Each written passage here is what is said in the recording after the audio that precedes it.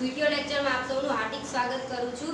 તો ચાલો વિદ્યાર્થી મિત્રો, ધોરણ 9 માં વિષય હિન્દીમાં આપણે બીજા પાઠનો અભ્યાસ કરીશું, જેનું નામ છે ન્યાય મંત્રી। ન્યાય મંત્રી સૌપ્રથમ આપણે એમના લેખક વિશે જાણી લઈએ। તો એમના લેખક છે श्री सुदर्शन जी। श्री सुदर्शन जी का जन्म पंजाब राज्य के सियालकोट स्थान में उनका जन्म हुआ था। उनका वास्तविक नाम बद्रीनाथ।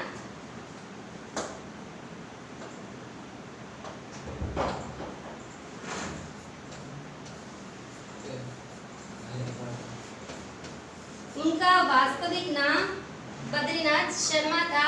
उन्होंने बचपन से ही कहानियां लिखना शुरू किया था। सबसे पहले उन्होंने उर्दू भाषा में लिखना आरंभ किया था, किंतु उन्होंने उर्दू में इतनी लोकप्रियता प्राप्त नहीं हुई। बाद में उन्होंने हिंदी में लिखना आरंभ किया, तो उन्होंने ज्यादातर हिंदी में लोकप्रियता प्राप्त हुई। उनकी ढेर सारी रचनाएं हिंदी में प्रचलित है, जैसे कि पनघट, सुप्रभात, नंदिनी, न्याय मंत्री, ऐसी अनेक रचनाएं हैं जो उनकी रचनाओं में हमें कोई ना कोई संदेश मिलता है, हमें प्रेरणा मिलती है। इस न्याय मंत्री जो कहानी है, इसमें भी हमें कोई ना कोई संदेश दिया है। तो चलो हम इसका अभ्यास करते हैं।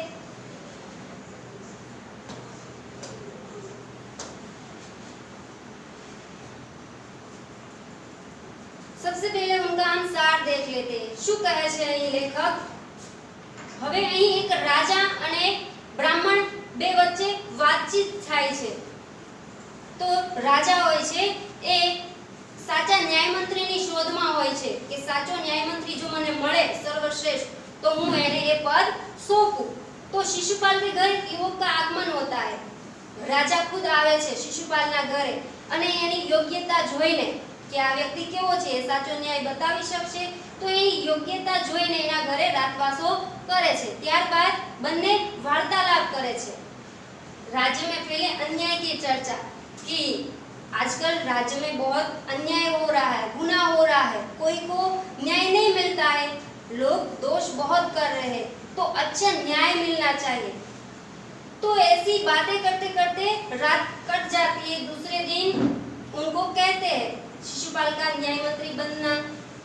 फिर राजा बताते हैं कि चलो मैं आपको न्याय मंत्री का पद सौंपता हूँ, आप योग्य न्याय दिलाएंगे ना? तो शिशुपाल कहते ही अगर जो मुझे ये अवसर मिले तो मैं बता दूं, मैं न्याय दिला दूं। फिर शिशुपाल को एक पद सौंपते हैं, उनको न्याय मंत्री बनाते हैं। फिर शिशुपाल अच्छी तरह से राज्य में सुप्रबंध, अच्छी व्यवस्था आरंभ करते हैं, बहुत अच्छे कार्य करते हैं।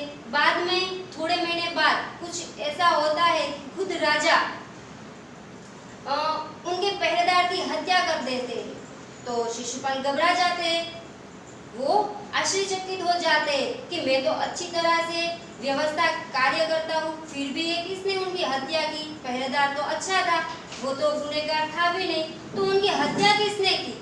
तो रात दिन एक कर देता है, क्योंकि वो तो न्याय दिलाना चाहते हैं कि उनकी हत्या किसने की।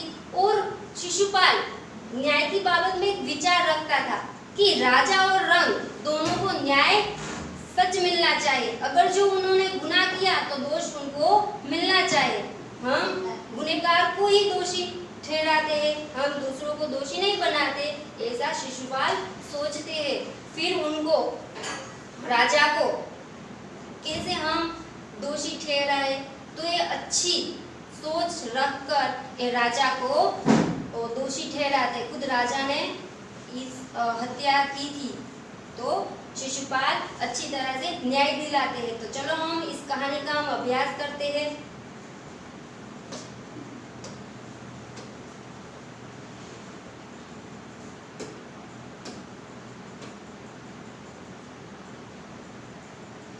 સૌપ્રથમ હું એમનું વાંચન કરું છું।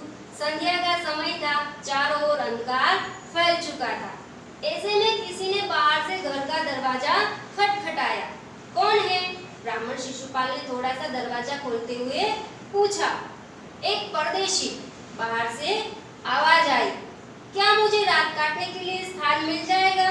जैसे ही शिशुपाल ने पूरा दरवाजा खोला, उनके सामने एक नवयुवक खड़ा था। उन्होंने मुस्कुराकर कहा, यह मेरा सौभाग्य है, अतिथि के चरणों से यह घर पवित्र हो जाएगा, आइए पधारिए।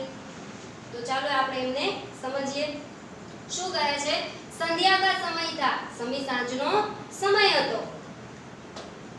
ચારો ઓર અંધકાર ફેલ ચુકા था, બધી જ બાજુ અંધકાર ફેલાઈ ગયો હતો। ऐसे में किसी ने बाहर से घर का दरवाजा खटखटाया। એવામાં કોઈકે બહારથી દરવાજો ખખડાયો। કોણ આવ્યું છે?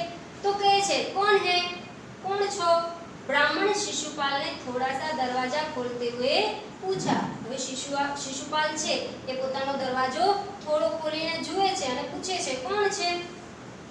એક પરદેશી બહારથી અવાજ આવ્યો કે હું એક પરદેશી છું।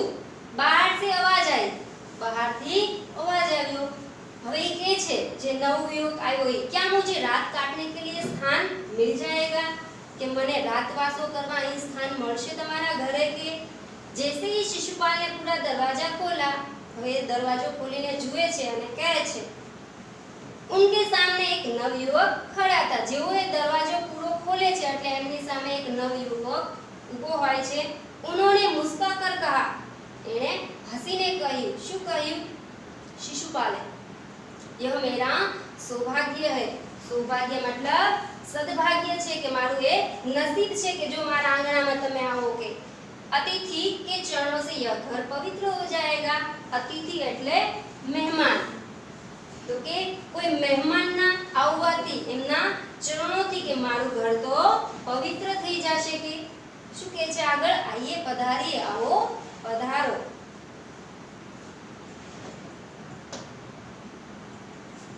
અહીં એક પ્રશ્ન બને છે કે शिशुपाल ने दरवाजा क्यों खोल दिया? तो तुम्हारे जवाब लिखवानो कि शिशुपाल ने इसलिए उनका दरवाजा खोल दिया क्योंकि कोई परदेशी आया था। एना पछीनो अभ्यास। अतिथि को लेकर शिशुपाल घर में गए। પછી એને લઈને એક ઘરમાં જાય છે કે આવો ચાલો। शिशुपाल घर में गए और उनका आदर सत्कार किया। હવે આપણે એક પરંપરા છે, જ્યારે આપણા ઘરે કોઈ પણ આવે તો આપણે આદર સત્કાર કરીએ ને, એને આમંત્રણ આપીએ, બેઠાડીએ, પાણી આપીએ તો એમનો આદર સત્કાર કરે છે। પછી કહે છે, પછી હવે તો પાછા વાતો એ તો લાગી જાય તો બંને વાતો કરવા લાગે છે। फिर दोनों उस समय की देश की अवस्था पर बातें करने लगे। પછી એ બંને દેશની અવસ્થા પર, જે દેશની સ્થિતિ હતી એ સ્થિતિ ઉપર વાતો કરવા લાગે છે। शिशुपाल ने कहा, शिशुपाले કહ્યું, आजकल बड़ा अन्याय हो रहा है। शिशुपाल કહે છે, જે પરદેશી આવ્યો છે એમને કહે છે કે આજકાલ બડા અન્યાય हो रहा है। આજકાલ ખૂબ જ અન્યાય થઈ રહ્યો છે કે કેવો અન્યાય? પરંતુ परदेशी इस बात से सहमत न था। પણ જે પરદેશી આવ્યો તો એ કહે સાચું માનતો નતો, એની વાતમાં સહમત ન થયા। વહ બોલા, અને પરદેશીએ કહ્યું, दोष निकालना तो सुगम है परंतु कुछ करके दिखाना कठिन है। શું કહે છે कि दोष निकालना, लोगों के अंदर जो भी दोष है, गुनाह है, उसको तो हम निकाल देते हैं। सुगम मतलब सरल।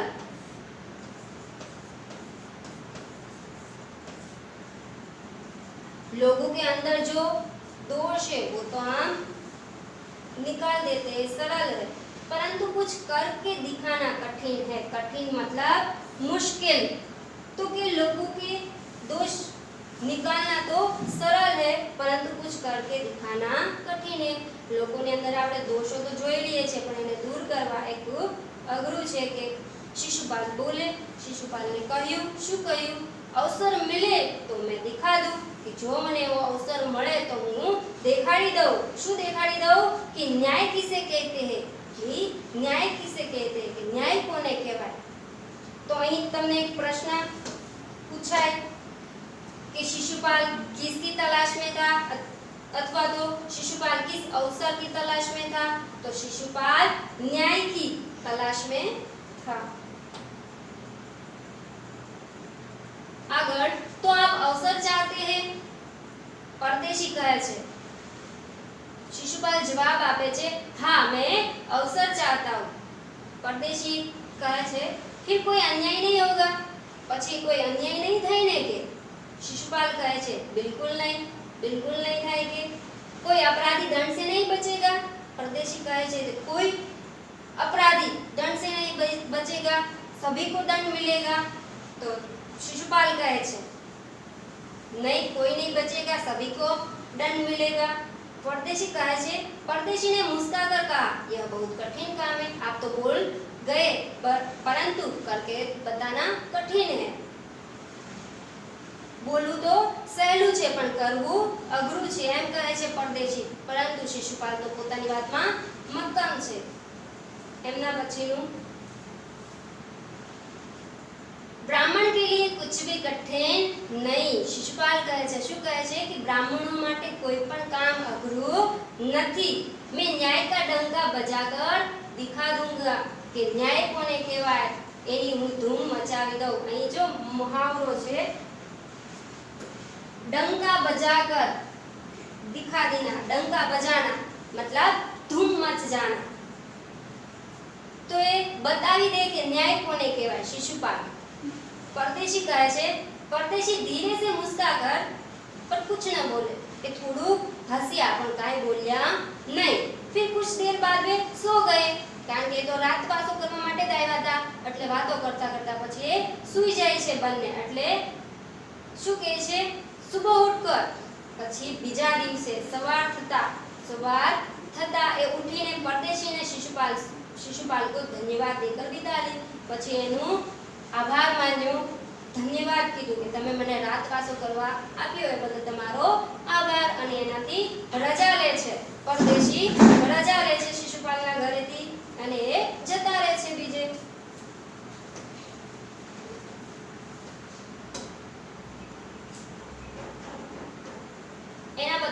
कुछ दिनों बाद थोड़ा समय પછી शिशुपाल के घर कुछ सिपाही आए। હવે शिशुपालના ઘરે થોડા સિપાહીઓ આવે છે। શું કામ આવ્યા છે એ સિપાહીઓ? और उन्हें दरबार में चलने के लिए कहा। जो સિપાહીઓ આવ્યા હતા એણે शिशुपालને કહ્યું કે તમને દરબારમાં બોલાવે છે। शिशुपाल सहम गए, सहम जाना, घबरा जाना, घबराई जવું। तो शिशुपाल तो घबराई जाए छे કે મને કેમ રાજાએ બોલાવ્યા હશે। वे समझ नहीं सके कि सम्राट ने उन्हें क्यों बुलाया है। એને સમજાણું નહીં કે खुद રાજાએ મને કેમ બોલાવ્યો હશે। कहीं उस परदेशी ने तो सम्राट से झूठी सच्ची शिकायत नहीं कर दी। बोलो जे परदेशी આવ્યો તો રાતે એમના ઘરે એને કેવું લાગ્યું કે ઈ રાજાને કઈ સાચી ખોટી વાત નહીં કરી આવ્યો હોય ને કે? તો शिशुपाल એવું લાગે છે। दरबार में पहुंचकर शिशुपाल का कलेजा धड़कने लगा। હવે એ રાજ દરબારમાં પહોંચે છે, ત્યાં પહોંચીને જોવે છે તો ખુદ જે પરદેશી આવ્યા હોય છે તે ખુદ રાજા હોય છે, એટલે તો એના કલેજા ધડકને લગના એટલે કે ગભરાઈ જાવું, ડર લાગવો। તો એ તો ભાઈ બી જાય છે, ડરી જાય છે।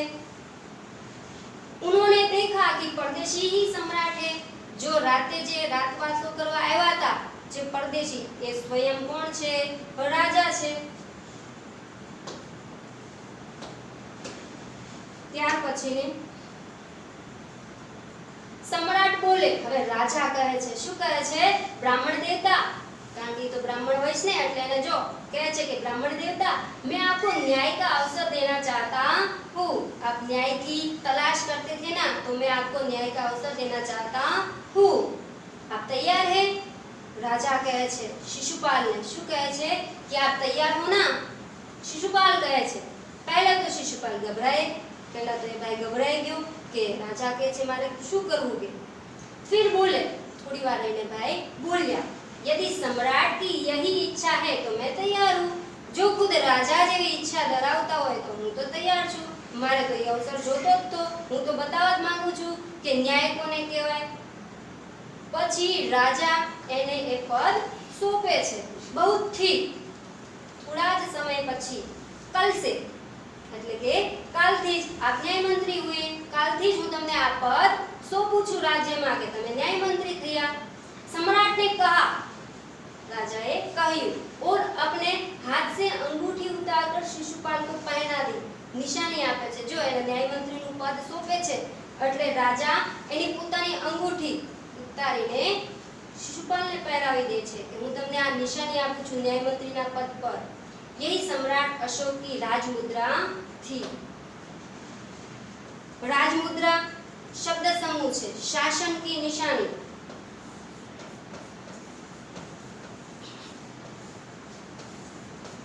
शासन की निशानी એટલે કે રાજમુદ્રા।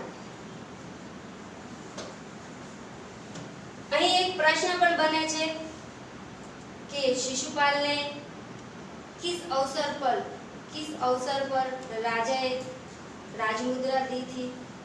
तो न्याय मंत्री के पद पर उन्होंने अपनी राजमुद्रा दी थी। ત્યાર પછીનું આગળ શું થાય છે? अब शिशुपाल न्याय मंत्री था। હવે તો ભાઈ એને પદ આપી દીધું, એ તો હવે ન્યાય મંત્રી હતો। હવે તો એને કાર્ય સંભાળવાનું હતું રાજ્યનું, એટલે કરે છે ભાઈ કામ। उन्होंने राज्य की समुचित मतलब योग्य, सारी रीते व्यवस्थित। उन्होंने राज्य की समुचित व्यवस्था करना आरंभ कर दिया। એને તો ભાઈ આખા રાજ્યમાં પણ સારી રીતે વ્યવસ્થિત એને તો કામ કરવાનું શરૂ કરી દીધું, કારણ કે એને તો પદ સોંપ્યું હતું। उनके सुव्यवस्थित उनके सुप्रबंध से राज्य में पूरी तरह शांति रहने लगी। હવે તો ભાઈ એકદમ શાંતિ રહેવા લાગી રાજ્યમાં, કોઈ પ્રકારનો ડર નહીં, કોઈને કોઈ પ્રકારની બીક નહીં, વ્યવસ્થિત સારી રીતે બધું ચાલવા લાગ્યું। કોના આવવાથી? शिशुपालના આવવાથી। શું થાય છે આગળ? किसी को किसी प्रकार का भय नहीं था। હવે તો ભાઈ કોઈને કોઈ પ્રકારનો ડર નહીં, બીક નથી રાજ્યમાં, કારણ કે એની વ્યવસ્થા જેવી હતી शिशुपालની, એટલે હવે કોઈને કોઈ પ્રકારનો ડર રહ્યો નહોતો। लोग दरवाजे तक खुले छोड़ जाते थे। હવે તો લોકો રાતે કે દિવસે દરવાજા પણ ખુલ્લા રાખતા હતા, કારણ કે હવે એને કોઈ બીક નહોતી, કોઈ ગુનેગાર કોઈ આવી શકે એમ જ નહોતું, કોઈ દોષી કોઈ હત્યા કરે એવું કોઈ હવે આવી શકે એમ નહોતું। लोग दरवाजे तक खुले छोड़ जाते थे। હવે તો દરવાજા પણ ખુલ્લા રાખતા હતા। चारों तरफ न्याय मंत्री की सुप्रबंध और न्याय मंत्री की धूम मच गई। હવે તો આખા રાજ્યમાં એની તો ધૂમ મચ ગઈ, सुप्रसिद्ध हो गई है। तो चारों तरफ न्याय मंत्री की सुप्रबंध, सारी व्यवस्था ने कारणे भाई एનું તો નામ બની ગયું રાજ્યમાં કે આવો તો ભાઈ કોઈ ન્યાય મંત્રી નથી આવ્યો કે એને આટલું સારી રીતે વ્યવસ્થા કરી અને રાજ્ય સંભાળ્યું હોય, એટલે તેનું નામ બની ગયું।